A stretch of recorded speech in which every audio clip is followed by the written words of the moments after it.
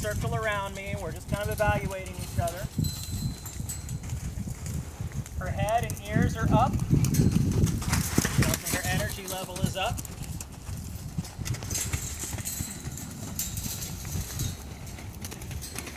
Letting her work through these bugs out, get familiar with her surroundings and where she's running.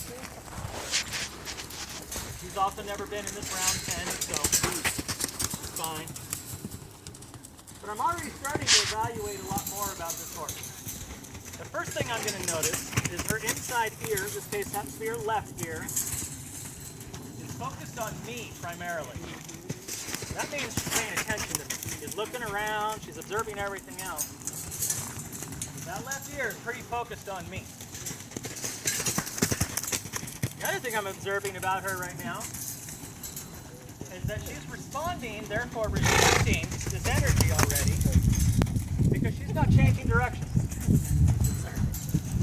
Okay, she's on her own, doing a circle in the right direction. Now I don't want to run her to death. That's not the point. So I am going to worry about the speeds, but since she's at a pretty good trot, what I'm going to do is actually I'm going to start turning her. I actually started to turn a little bit. I'm going to start turning her to calm her down. Horses can run straight forward for miles and not think. They can disengage their brain and run. The minute we ask them to turn, especially since they have 4 feet, they have to actually think about it a little bit more and where to place their feet. Horses, remember we have 2 sides to the brain, thinking and reacting. So what are we seeing right now? She said yes. Yes, I do. Lots of reacting, yes. So by asking her to turn, it's going to kind of force her into the thinking side. It might only be momentarily while she turns. And as she turns and comes out of it, she might run off and back into her reacting. That's fine. We'll work with that. Now at this particular stage, I don't care if she turns in or out. I just want her to turn. Turning is very, very simple. I'm going to pick a spot. When I turn her, and with my stick, I'm just going to redirect my energy way out in front of her. See how she felt that? And now I'm going to circle in behind her. And now I'm in the same spot, well I was, on the other side of the horse, and we're going to start evaluating this side. So she went back to a run. She's already picked me up with that right ear.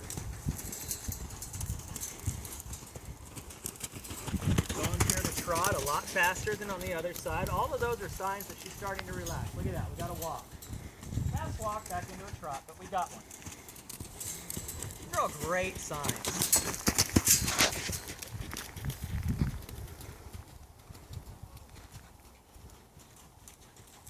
You're licking her lips there a little bit. That's also what we're looking for.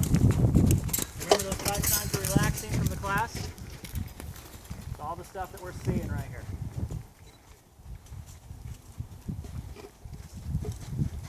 Another big one is notice she's starting to cut the arena and come in closer to me. That is on purpose.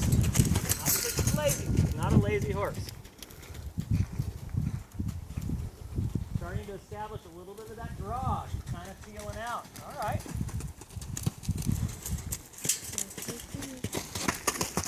We're doing pretty good on this side. So now I'm going to start doing a bunch of turns where she's got to be moving. So to turn her, I'm going to come way out here. Send her off this way. I'm going to send you off this way. There you go.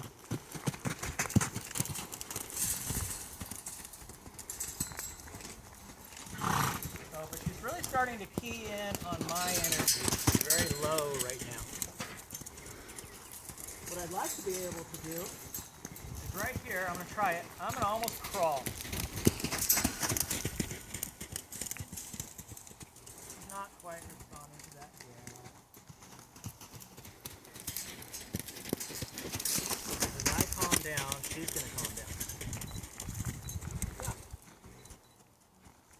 I'll let her enjoy that and feel that for a second. Remember, it's that release of pressure that they learn.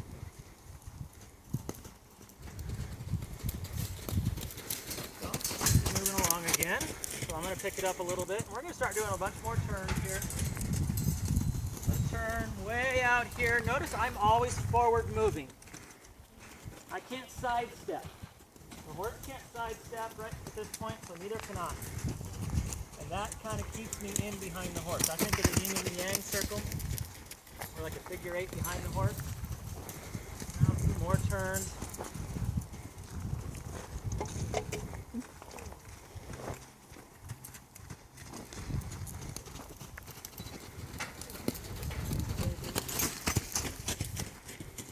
You start really getting into it. You can play games like I'm going to keep the horse on that half of the arena.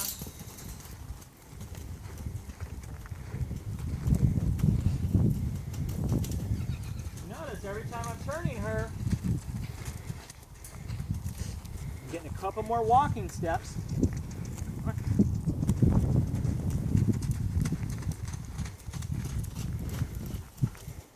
Girl.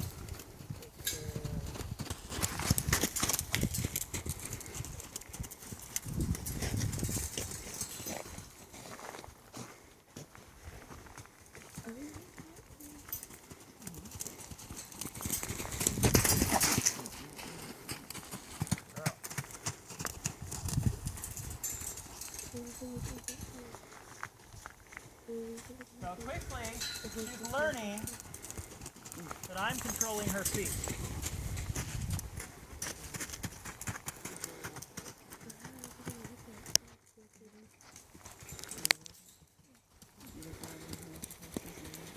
Now I could check real quick, and I could ask her to speed up, but my energy went up. Now I'm going to back off. I'm going to chase her around. Slow down, and she slowed down.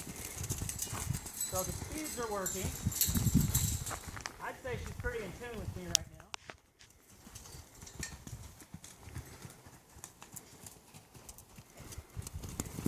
So my final step is where I like to say we don't want to totally get too attached to the outcome, because you never know what the horse is going to do, especially the first time. But what I would like to do is ask her, I'm going to ask her it all. I'm going to ask her to stop running around, turn, face me, and hopefully even walk up and want to be with me. But I'm going to ask her if she wants to do that. I'm going to invite. Not here, I'm not. Come on. Ultimately, if when I ask her to do this, she stops her feet and looks at me, that's a success. It means she's stopped her feet, she's acknowledging me. Anything else is kind of a bonus. So the way we do that is I'm just going to drop this stick. She thought it was a turn, that's okay. I'm going to come over here.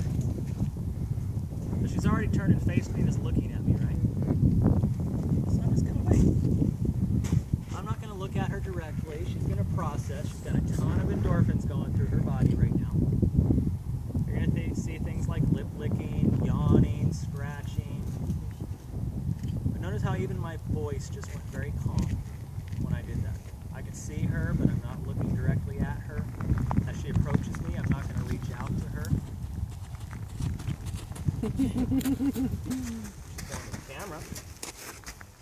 You can explore. So I might ask her to move here because I want her to get away from the gate. Come on. Okay, so same thing. I don't need the stick. And then I'll just wait again. This is where we have a hard part as humans because it's called patience.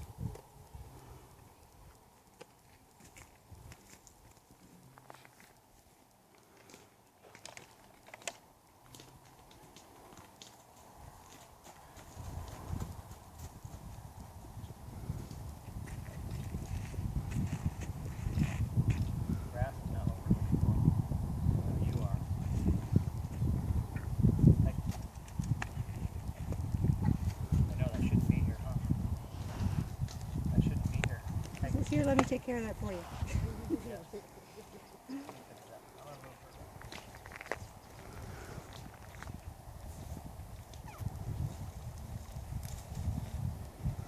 So when I met her